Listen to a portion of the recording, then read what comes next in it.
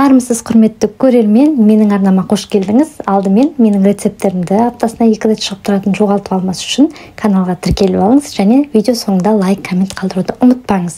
Біз бүгін мясной пирог, яғни етті бәліш пісіретін боламыз. Оған бөлме температурасында тұрған сары майымызды, жұмыртқамызды және қаймағымызды салып бір ыдысқа дайындап аламыз.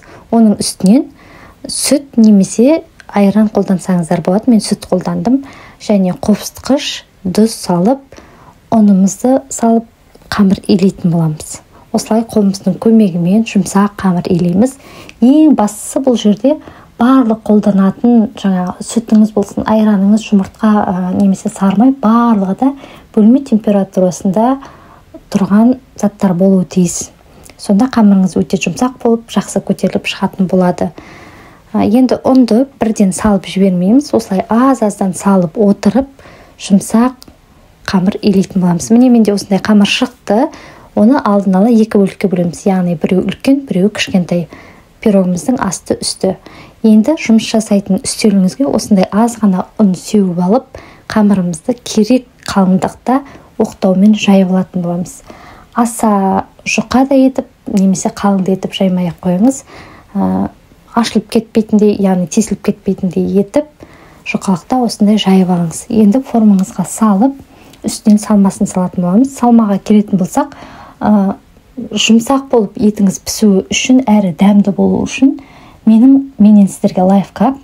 Бөрек, мысалға осындай пирогтар пісірген кезде етті алдымен аз ғана сұйық майда пиязын қосып, тұзын, бұрышын, тағы да дәмдеуіштер қосатын барлығын қосып, мен тавада сәл ғана қуырамында өз сөліне өзін бұқтырып алатын боламын 20-30 минуттай. Сол кезде пирогыңыздың ішінде сочный болып, керемет болып пісетін болады.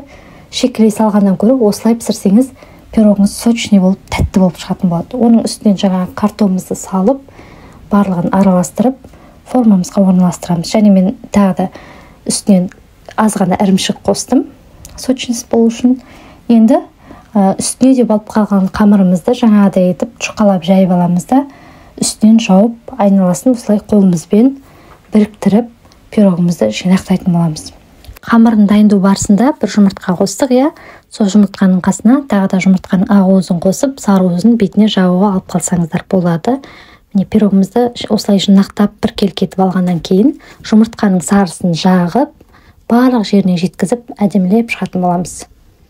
Оның үстінен мен қара күнжітті септім.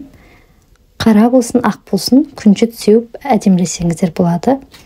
Және пирогымды жақсы пісіп, буы шығу үшін 2-3 жерден пышақтың көмегімен кесіктер қалдырдым.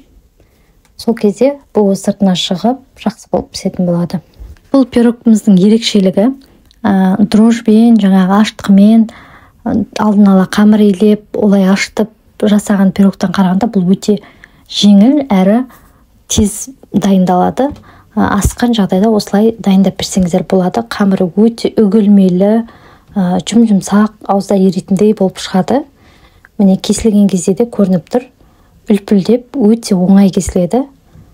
Үйдегілердің барлығына ұнап, өте керемет дәмді бәліш шығатын болады.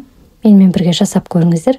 Және жасағаннан кейін коммент қалдырып, лайк басып, пікіріңізді жазуды ұмытпаңыз.